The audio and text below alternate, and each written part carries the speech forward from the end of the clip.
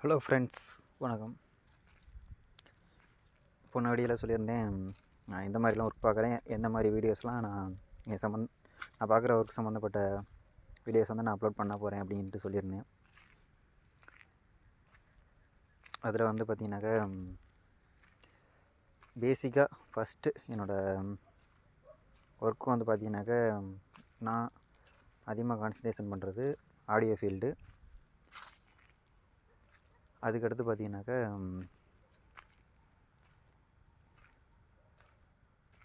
வண்டி wiring, self motor dynamo service. அதுக்கடுத்து பார்த்திங்கனாக்கா கம்ப்யூட்டர் அசம்பிள் பண்ணுறது, அதுக்கு சர்வீஸ் பண்ணுறது. அடுத்து பார்த்திங்கனாக்கா மோட்டார் ரீவைண்டிங். அதுக்கடுத்து பார்த்திங்கனாக்கா ப்ராஜெக்ட்ஸ். இதில் நான் மெயினாக கான்சன்ட்ரேஷன் பண்ணுறது வந்து பார்த்திங்கனாக்கா ஆடியோ ஃபீல்டுன்னு சொல்லியிருந்தேன். அதில் வந்து போர்டு, இந்த மாதிரி போர்டு நானே சர்க்யூட் போட்டு எனக்கு தேவையான சைஸ்லேயும் எனக்கு தேவையான வாட்டேஜ்லேயும் கஸ்டமரோட விருப்பத்துக்கும் சரி, கஸ்டமர் பட்ஜெட் சொன்னாங்கன்னா அந்த பட்ஜெட்டுக்கும் சரி அதுக்கு தகுந்த மாதிரி பண்ணி கொடுக்குறது உண்டு. இது போக மார்க்கெட்டில் சில சூப்பரான போர்ட்ஸ்லாம் இருக்குது, அதை போட்டும் பண்ணி கொடுக்குறது உண்டு. நான் அதிகமாக நல்ல கிளாரிட்டி வேணும் அப்படின்னு கேட்டாங்கனாக்கா நம்ம channel name M class D, அந்த கிளாஸ் டி நேமில் இருக்கிற அந்த கிளாஸ் டி போர்டு, அதை வச்சு பண்ணி கொடுப்பேன். ஏன்னா அதோடய காஸ்ட்டு கொஞ்சம் அதிகம், அதே நேரத்தில் பர்ஃபார்மன்ஸு வெறித்தனமாக இருக்கும். அதுக்காக எனக்கு கிளாரிட்டியாக வேணும், நல்ல லைஃப் கொடுக்கணும், ஸ்டார்ட் டு எண்டு சேம் பர்ஃபார்மன்ஸாக இருக்கணும்னாக்க கிளாஸ் டி அப்படிங்கிறத ப்ரிஃபர் பண்ணுவேன். மெயினாக வாகனங்களுக்கு, வண்டிகளுக்கு போடும்போது. ஏன்னா கிளாஸ் டியை பொறுத்த வரைக்கும் பவர் கன்சியூம் பண்ணுறது அதுக்கேற்ற மாதிரி 90 to 95% அவுட்புட்டு கொடுக்கும். அப்படிங்கிறதுனால அதுக்கு செலக்டிவாக நம்ம ஸ்பீக்கரை செலக்ட் பண்ணி போட்டோம்னா அந்த வாகனங்களோட பேட்டரியை அதிகமாக கன்சியூம் பண்ணாது, பேட்டரியில் இருக்க பவர் வந்து அதிகமாக கன்சியூம் பண்ணாது. பொதுவாக வண்டி வந்து ரன்னிங்கில் இருக்கும்போது போட்டுக்குருவாங்க, இருந்தாலும் இதை ப்ரிஃபர் பண்ணும்போது ரன்னிங்கில் இல்லாமல் இருக்கும்போதும் இது நல்ல ஒரு அவுட்புட்டு கொடுக்கும் அப்படிங்கிறதுக்காக கிளாஸ் டியை ப்ரிஃபர் பண்ணுவேன்.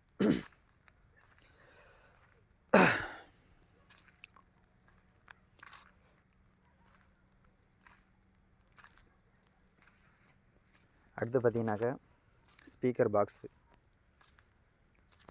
ஸ்பீக்கர் பாக்ஸை பொறுத்த வரைக்கும் ரொம்ப அர்ஜெண்ட்டாக வேணும்னு கேட்குறவங்களுக்கு, காஸ்ட்டு கம்மியாக வேணும், எனக்கு மார்க்கெட்டில் இருக்கிற மாதிரி பட்ஜெட்டில் எனக்கு பாக்ஸ் இருந்தால் போதும். பாக்ஸ்னால் ஒன்றும் கிடையாது, ஸ்பீக்கரோட acoustics.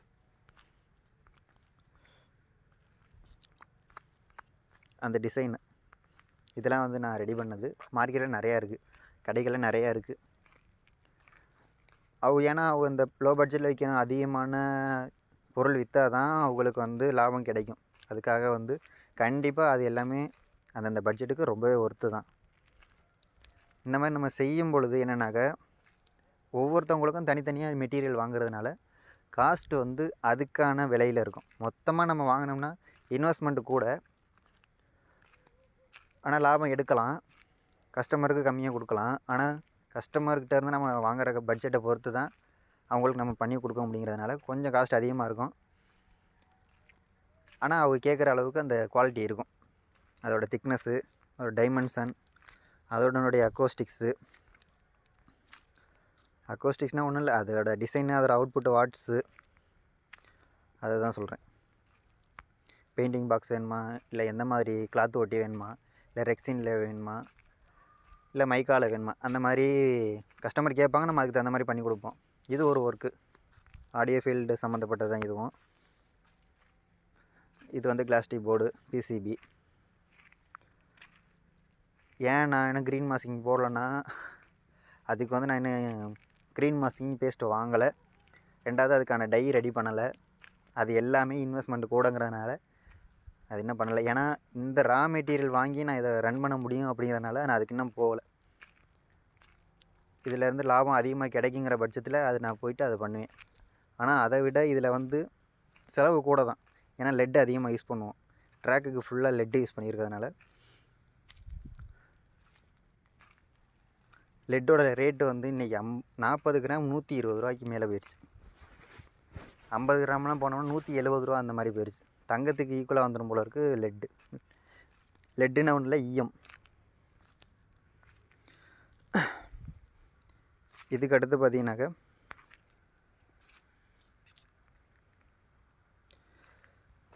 Self motor dynamo service. இது மாதிரி self motor lorry, JCB, Tata ace, Ashok Leyland Dost, அப்புறம் ஜேசிபி, இது மாதிரி 4 வீலர் நம்மளால் அக்சஸ் பண்ண முடிகிற இடத்துல இருக்க செல்ஃப் மோட்டர் டைனமோ நம்மளால் கழட்டி வேலை பார்க்க முடியும் அப்படிங்கிற பட்சத்தில் சிங்கிள் மேனாக கழட்டி பார்க்க முடிங்கிற பட்சத்தில் அந்த ஒர்க்கு பார்க்குறேன். அதில் என்னென்ன மாதிரியான ஃபால்ட் அட்டன் பண்ணி நான் அதை கிளியர் பண்ணுறேன் அப்படிங்கிற வீடியோஸும் வரும். இந்த மாதிரி என்ன ஃபால்ட்டு போயிருக்கோ அதை ஃபால்ட்டை அட்டன் பண்ணி அதை சேஞ்ச் பண்ணுறது, சர்வீஸ் பண்ணுறது, அந்த ஒர்க்கு பார்த்துக்கிட்ருக்கேன். அதோட வீடியோஸ் வரும். இது ஏன் இதெல்லாம் சொல்கிறேன் அப்படின்னா, இதை நான் வீடியோ அப்லோட் பண்ணும் பொழுது சின்ன சின்ன ட்ரிக்ஸ் இருக்கும். ஏன்னா அதை கழட்டுறதுக்கு ஒரு விதமான எந்த மாதிரி வச்சுட்டு கழட்டலாம், மாட்டுறதுக்கு எந்த மாதிரி வச்சுக்கிட்டு மாட்டலாம், இந்த பொருள் எங்கெல்லாம் கிடைக்கும், இல்லை கிடைக்கலன்னா என்ன பண்ணுறது, அதேமாதிரி அது மாட்டுறது கழட்டுறதுல நிறைய சின்ன சின்ன டூல்ஸ் எல்லாம் தேவைப்படும். அந்த டூல்ஸ்லாம் என்னென்ன, அதில் இருக்கிற ஒவ்வொரு காம்போனன்ட்ஸுக்கும் நேம் என்ன, ஃபுல்லாக இது இல்லைனாலும் நம்ம ஒரு அர்ஜென்ட்டுக்கு ஒரு வெஹிக்கிளுக்கு நம்ம எந்த டக்கும் குயிக்காக போய் அட்டன் பண்ணணும் அப்படின்னாக்க, ஏன் நம்மளோட சொந்த வண்டியாக கூட இருக்கலாம், நமக்கு இந்த சின்ன சின்ன டூல்ஸ் இருந்தாலும் அதை நம்மளால் ஈஸியாக சார்ட் அவுட் பண்ண முடியும். அப்படிங்கிற பட்சத்தில் அந்த மாதிரி ட்ரிக்ஸ்லாம் என்னென்ன இருக்குது அப்படிங்கிறதையும் நான் சொல்கிறேன். இதெல்லாம் ஆம்பிளிஃபையர் கம்ப்ளீட் பண்ணுற வீடியோ. இதில் ஒன்று ஒன்றா இருக்குது. நம்ம செல்ஃப் மோட்டர் டைனமோ அடுத்து அந்த வண்டிகளுக்கான ஒயரிங்னா கம்பெனி ஒயரிங் இருக்குது பார்த்தீங்களா, அதில் வந்து நாட்கள் ஆக ஆக அது கொஞ்சம் சேசஸில் கரெக்டாக லே பண்ணி போகாத வண்டிகளுக்கு என்ன ஆகும்னாக்க, தேய்மானம் ஆகி இல்லைன்னா அதிகமான ஹீட் ஆகி அந்த ஒயர் வந்து விட்டு போயிருக்கும். இல்லை அப்படின்னாக்க கான்டாக்ட் ஒழுங்காக இருக்காது, சில டைம் ஷார்ட் ஆகிருக்கும், மெல்ட் ஆகிருக்கும். அந்த மாதிரி ஃபால்ட் அட்டன் பண்ணி கண்டுபிடிக்கிறது, சென்சார்ஸ் அட்டன் பண்ணுறது, சொலினாய்டு வால்வ்ஸ் அட்டன் பண்ணுறது, அதே மாதிரி வண்டியோட டேஷ்போர்டில் வார்னிங் லைட் எரிஞ்சிச்சுனாக்கா அந்த என்னென்ன இண்டிகேஷனுக்கு எந்தெந்த மாதிரி ஃபால்ட் வரும் அது. அப்புறம் வந்து மெயினாக பவர் லைனு ஃபியூஸ் எல்லாம் என்னென்ன ஃபியூஸ் இருக்குது, ஃபியூஸை எப்படி நம்ம வந்து கம்பெனி ஃபியூஸ் வந்து மெல்ட் ஆகிருந்துச்சுன்னா அது எப்படி நம்ம எக்ஸ்டர்னல் ஃபியூஸ் ஹோல்டர் போட்டு சேஞ்ச் பண்ணலாம், அதுவும் எந்த மாதிரி இடத்துல எப்படி யூஸ் பண்ணதை சேஞ்ச் பண்ணால் கரெக்டாக இருக்கும் அப்படிங்கிறத நான் சொல்கிறேன். ஏன்னா நான் இந்த மாதிரிலாம் அனுபவிச்சிருக்கேன், அதனால் நான் அதை சொல்கிறேன். இது வந்து பார்த்திங்கனாக்கா ஸ்ப்ளெண்டர் ப்ளஸ் அந்த வண்டியோடைய காயில் அசம்பிளி. இதுக்கு வந்து நான் வைண்டிங் பண்ணி போட்டிருக்கேன். திருப்பி இந்த மாதிரி அட்டன் பண்ண முடிஞ்சுன்னா அதோட வீடியோ போடுறேன். பேசிக்காக ஸ்ப்ளெண்டர் ப்ளஸ் வந்து அதிகமாக தமிழ்நாட்டில் அதிகமாக பழக்கத்தில் இருக்க வண்டி இது. இதில் என்னென்ன ஃபால்ட்லாம் வந்துச்சுன்னு நம்ம இந்த மாதிரி அட்டன் பண்ணலாம் அப்படிங்கிறதுக்கான வீடியோ வரும். இது என்னோடய வண்டி தான். என்னோடய வண்டியில் உள்ள இந்த காயிலில் வந்து இந்த ஒரு காயில் வந்து பர்ன் ஆயிடுச்சு. அதுக்காக வந்து நான் டோட்டலாகவே சேஞ்ச் பண்ணேன், அதாவது ரீவைண்டிங் பண்ணேன். காயில் வந்து நான் வந்து புதுசாக வாங்கி போடாமல் ரீவைண்டிங் பண்ணேன். ஏன்னா இதில் மற்றதெல்லாம் நல்லாயிருக்கு, காயில் மட்டும் போயிருக்கு. காயில் ரீவைண்டிங் பண்ண தெரியும், இதோட கால்குலேஷன் தெரியும். கால்குலேஷன் பெருசாக இல்லை, அதோட வைண்டிங் என்னங்கிற டர்ன்ஸை பிரிக்கும் போதே கவுண்ட் பண்ணிவிட்டு திருப்பி அதே கேஜில் வைண்டிங் பண்ணோம்னா வேலை முடிஞ்சிச்சு. இந்த மாதிரி இதுதான் டாட் பிசிபி. இந்த டாட் பிசிபியில் ஒரு பவர் சப்ளை எப்படி மேக் பண்ணலாம், அதுவும் நம்ம நார்மலான மார்க்கெட்டில் கிடைக்கிற போர்டில் வந்து அது மாதிரி இதை மேக் பண்ண முடியாது. இதை வந்து கொஞ்சம் நம்ம கச்சாமுச்சான் இருந்தாலும், ஆனால் ஆம்பியர் ரேட்டிங் குறையாமல் இதுலேருந்து நம்ம எப்படி கரெக்டான நம்ம அவுட்புட் எடுக்கிறதுக்கு எப்படி நம்ம இதை கன்ஸ்ட்ரக்ட் பண்ணுறது அப்படிங்கிறதையும் நான் சொல்லித்தரேன்.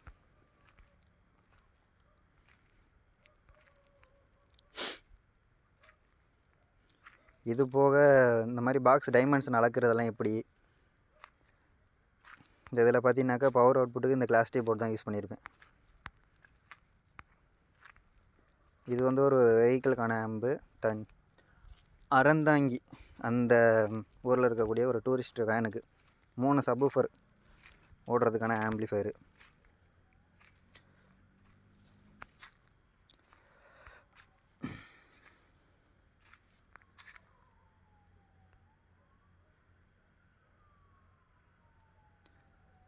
இந்த கிளாஸ் டீ போர்ட்லேருந்து ரன் ஆகுது. வித்தவுட் ஹீட்டில் யூஸ் ஆகும்.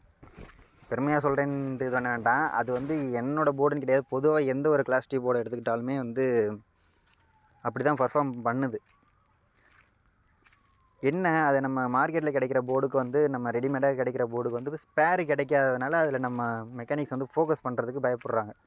ஏன்னா இது ஏபினாக்க நமக்கு வந்து கிளாஸ் ஏபி அப்படின்னா நமக்கு வந்து ஈஸியாக அக்சஸ் பண்ணலாம், ஈஸியாக சர்வீஸ் பண்ணலாம் அப்படிங்கிற சாய்ஸ் இருக்கிறதுனால இப்போ பப்ளிக் அட்ரஸ் பிஏலையுமே கிளாஸ் டீ இருக்குது. ஆனால் நம்ம ஊர் ஆளுங்களுக்கு அதை வந்து டக்குன்னு வாங்கி பயன்படுத்தினா நல்லாயிருக்கும். ஆனால் நான் அதில் ஃபால்ட் இருந்துச்சுன்னா என்ன பண்ணுறதுன்ட்டு ஒரு கேள்விக்குறி இருக்கும். அதனால் வந்து அதை ப்ரிஃபர் பண்ணுறதுக்கு யோசிக்கிறாங்க. இது மாதிரி கிளாஸ் டீ போர்டுன்னு பூம் ஆகி நிறையா லோ இன்புட்லேயே அதிகமான கெயின் வந்துச்சுன்னா, அந்த மாதிரி ஐசிஸ் அந்த மாதிரி ஈஸியாக அவைலபிள் கிடைக்கிற மாதிரியான வாய்ப்பு இருந்துச்சுன்னா, என்ன நம்ம ஊரில் வந்து பவர் கன்சப்ஷன் குறையும். அதே மாதிரியே நல்ல ஒரு அவுட்புட்டான ரிசல்ட்டு வெளிநாடு ஈக்குவலுக்கு ரிசல்ட் எடுத்து கொடுக்கலாம். அப்படிங்கிறதுக்கான ஒரு காரணத்தினால தான் வந்து நான் அதை சொல்லிகிட்ருக்கேன். அடுத்து பார்த்திங்கன்னா அடுத்த ஒர்க்கு என்னென்னு பார்த்தீங்கன்னாக்கா காலேஜ் ப்ராஜெக்ட்ஸ். அதாவது ரொம்ப இன்டெப்த்தாக போக முடியாது. பேசிக்கான நம்ம சென்சார்ஸ் யூஸ் பண்ணி அதை நம்ம டிஸ்பிளேயில் பார்க்குறது, அப்புறம் அந்த சென்சார்ஸ்லேயே அனலாக நம்ம அவுட்புட்டு பார்க்குறது, அந்த மாதிரி விஷயங்களுக்கு வந்து நம்ம எப்படின்னா சிம்பிளாக நம்ம ஈஸியாக நம்மளுடைய மார்க்கெட்டில் கிடைக்கிற பொருட்களை வச்சுக்கிட்டு நம்ம ஈஸியாக அக்சஸபிள் ஏரியாவில் இருக்கிற அந்த சென்சார்ஸ் இதெல்லாம் வாங்க முடிஞ்சிச்சுன்னா அதை வச்சுக்கிட்டே நம்ம எப்படி சிம்பிளாக ஒரு கோடிங் பண்ணி அந்த கோடிங்குமே நம்ம ChatGPTலேருந்து எப்படி ஈஸியாக எடுக்கலாம். நீங்கள் ஆக்சுவலாக இதுக்கெல்லாம் வீடியோ இருக்கும். அதை நான் சில வீடியோ இருந்துமே அதை வச்சுமே என்னால் அதை நான் ரன் பண்ண முடியலை. ஏன்னா நம்ம ஏரியாவில் கிடைக்கிற அந்த மாடியூல்ஸ் வந்து ஒவ்வொன்றுக்கும் வேல்யூ மாறுது. அந்த வேல்யூஸ்லாம் நம்ம எப்படியே கரெக்டாக எடுத்து இதில் போட்டு அக்சஸ் பண்ணி இதில் வந்து நம்ம அவுட்புட் எடுக்கலாம் அப்படிங்கிறதுக்கான ஒரு வீடியோஸ்லாம் இருக்குது, அப்லோட் பண்ணுறேன். இல்லை உங்களுக்கு இந்த மாதிரி சென்சார்ஸில் எது ரொம்ப பெருசாலாம் கேட்டுறாதீங்க, எது சிம்பிளாக உள்ளது உங்களுக்கு பண்ணணும், சிம்பிளாக ஒரு ப்ராஜெக்ட் பண்ணணும், நீங்கள் எக்ஸ்ப்ளனேஷன் பண்ணணும், நான் கோடிங் டெவலப் பண்ணிக்கிறேன் அப்படின்னாக்க அதுலேருந்து எப்படி கனெக்ஷன் டீட்டெயில்ஸ் வேணும் அப்படிங்கிறது இந்த மாதிரி நம்ம நெட்லேருந்து பார்த்து எடுக்கலாம். ரியல் டைமில் நம்ம பார்க்கும்போது அந்த போர்ட்ஸ்லாம் வேறு மாதிரி இருக்குது. அதுக்காக வந்து அந்த ஒவ்வொரு போர்டையும் பார்த்து என்கிட்ட ஒரு 4-5 போர்டு இருக்குது. அதுலேருந்து இன்னும் நிறைய போர்டு வாங்க வேண்டியது இருக்குது. பார்த்துக்கிட்டு அதோட ஒவ்வொரு பின் அவுட் டயக்ராமு பின்னு இந்த மாதிரி எப்படி சென்சார் கூட கனெக்ட் பண்ணலாம், மாடியூல்ஸ் கூட பண்ணலாம், அந்த மாதிரி இந்த மாதிரி மெட்டீரியல்லாம் வாங்கி தான் நம்ம அந்த ஒவ்வொரு ப்ராஜெக்ட்டும் பண்ணணும். அதுவும் நம்மளும் சொந்தமாக பண்ணணும். நமக்கு நாலேஜ் இருந்துச்சுன்னா நம்மளே சொந்தமாக பண்ணிக்கிறோம். இது வந்து class AB board same MOSFET use பண்ணி தான் நான் வந்து class AB type. Heat generation கொஞ்சம் அதிகமாக இருக்கும். ஆனால் இன்புட் இம்பிடன்ஸ் வந்து கம்மியாக இருந்தாலே நல்லா ஒரு அவுட்புட் கொடுக்கும்.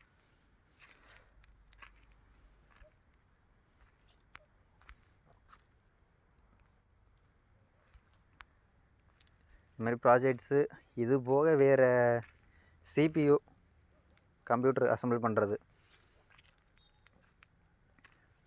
நம்மளோட ரெக்யூர்மெண்ட்டுக்கு தகுந்த மாதிரி நம்ம எப்படி கம்ப்யூட்டர் அசம்பிள் பண்ணலாம். ரெக்யூர்மெண்ட்டுனா என்ன எல்லாருக்கும் தெரியும். இருந்தாலும் ரியல் டைமில் நம்ம நமக்கு எந்த மாதிரி ரெக்யூர்மெண்ட் இருக்கும், நமக்கு வாங்கிட்டு பின்னாடி யோசிக்காமல் இருக்கிறதுக்கு எப்படிலாம் ஒரு பிசியை கன்ஸ்ட்ரக்ட் பண்ணலாம் அப்படிங்கிறதுக்கான ஒரு எக்ஸ்ப்ளனேஷன் வீடியோவும் பண்ணுறேன். ஏன்னா இப்போ நான் ஏன் இதில் வீடியோலாம் பண்ணுறேன்னு சொன்னேன்னா, இந்த மாதிரி ஒர்க்லாம் நான் பார்த்துக்கிறீங்க அப்படிங்கிறதுக்காண்டி நான் சொல்கிறேன்.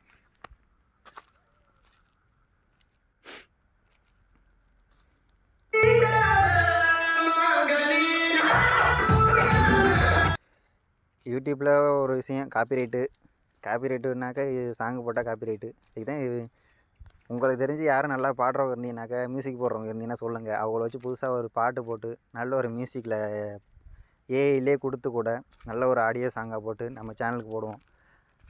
அதுக்கு கண்டென்ட் கிரியேட்டர்ஸ் நீங்கள் யார் இருந்தீங்கன்னா சொல்லுங்கள், பண்ணுவோம்.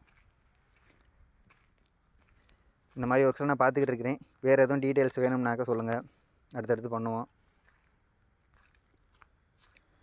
மார்க்கெட்டில் நிறைய போர்டு, சூப்பரான போர்டு இருக்குது. அதுக்கு அந்த மாதிரி போர்ட்ஸ் எதாவது ரிவ்யூ பண்ணணும் அப்படின்னா சொல்லுங்கள். இது போக வேறு ஏதாவது உங்களுக்கு கண்டென்ட் தேவைப்பட்டுச்சு அப்படின்னா சொல்லுங்கள்.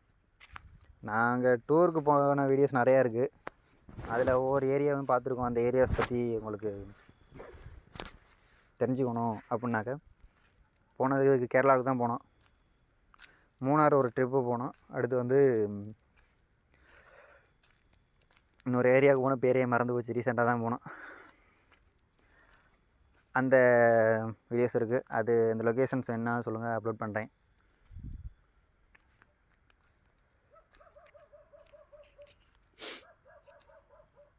ஓகே ஃப்ரெண்ட்ஸ், இது வந்து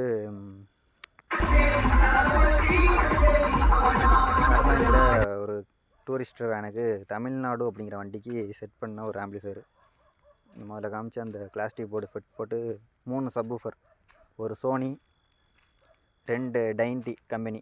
இந்த கம்பெனிகள் இதெல்லாம் என்ன உங்களுக்கு தெரியலை, தெரிஞ்சுக்கணுன்னு விருப்பம் இருக்குது, ஒவ்வொரு பொருளோட டீட்டெயில் உங்களுக்கு தெரியணும் அப்படின்னாக்க, நான் சொன்ன ஒரு வார்த்தைகளில் ஏதாவது உங்களுக்கு டவுட் இருக்குது, இந்த கண்டென்ட் வந்து எனக்கு இன்ட்ரெஸ்ட்டாக இருக்குது அப்படின்னாக்க அந்த கண்டென்ட் பற்றி சொல்லுங்கள். நான் வந்து அதுக்கான வீடியோஸ் போடுறதுக்கு நான் ட்ரை பண்ணுறேன்னு இல்லை, போடுறேன். ஓகே ஃப்ரெண்ட்ஸ், பாய்.